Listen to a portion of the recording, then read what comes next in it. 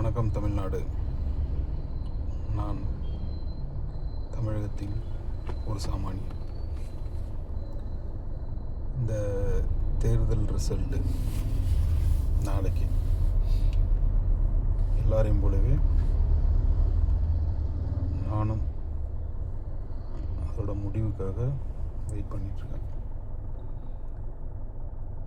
ஆனால் என்னோடய ஏஜுக்கு நான் பார்த்த எலெக்ஷனில் இருந்து இந்த எலெக்ஷன்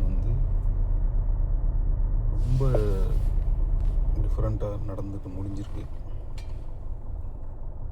காரணம் ஏன்னா, குழந்தைகிட்ட அப்பா ஒரு பக்கம் அம்மா ஒரு பக்கம் வான்னு சொல்லி கூப்பிட்டா அந்த குழந்தை தயங்கும். கடைசியில் ஒரு முடிவு எடுக்கும். அந்த குழந்தை எடுக்கிற முடிவு இருக்குல்ல, அதுதான் அந்த மாதிரியான முடிவு தான் இவ்வளோ காலமாக நம்ம பார்த்துட்ருக்கோம். ஆனால் ஒரு சின்ன திருத்தம், அந்த குழந்தை பாசத்துக்காக இட போட்டு போகுது. ஆனால் இங்கே மக்கள் யார் இந்த 5 வருஷம் நம்மளை அதிகம் அடித்தா, யாரால் பாதிப்புக்குள்ளானோம், இந்த 5 வருஷத்தில் பாதிப்புக்குள்ளானோம் அப்படின்றத ரியலைஸ் பண்ணி வேறு வழியே இல்லை, இந்த பேய் இல்லைன்னா அந்த நாய் அப்படின்ற ஒரு சூழ்நிலையில் தான் வாக்களிச்சிட்டு இருந்தாங்க. ஆனால் இந்த எலெக்ஷனில் பார்த்திங்கன்னா ஒரு மனதாக விஜய் கட்சிக்கு வாக்களிச்சிருக்காங்கன்றது என்னால் புரிஞ்சிக்க முடியாது. பெரிய கருத்து கணிப்புலாம் இல்லை. ஒரு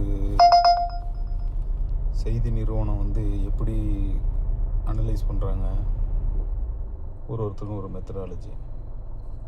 எப்படி பார்த்தாலும் சாம்பிளிங் தான். யாரும் 5 கோடி 50 லட்சம் வாக்காளர்களில் போய் கேட்டு முடிவு அறிவிக்கிறது இல்லை. ஒரு சாம்பிளிங், அவ்வளோதான். அப்படி இருக்கும்போது நான் இதை எப்படி கருத்து கணிப்பு, ஒருத்தரும் கருத்து கணிப்பு எடுக்க முடியும்.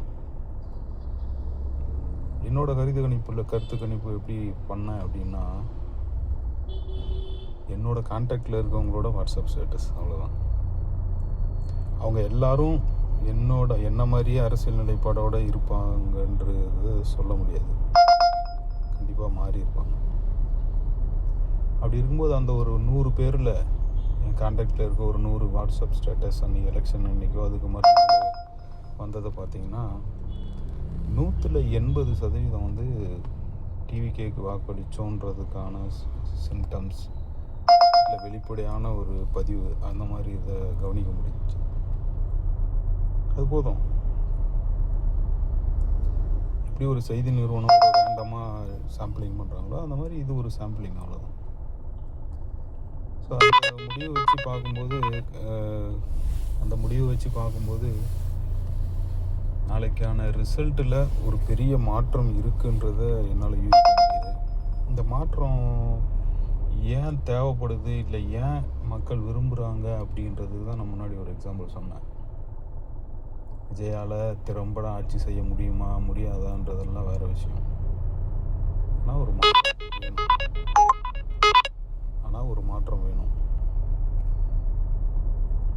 இந்த மாற்றம் நாளைக்கு நிச்சயமாக இருக்கும்ன்று நான் நம்புகிறேன். பார்ப்போம். எனக்கே இது ஒரு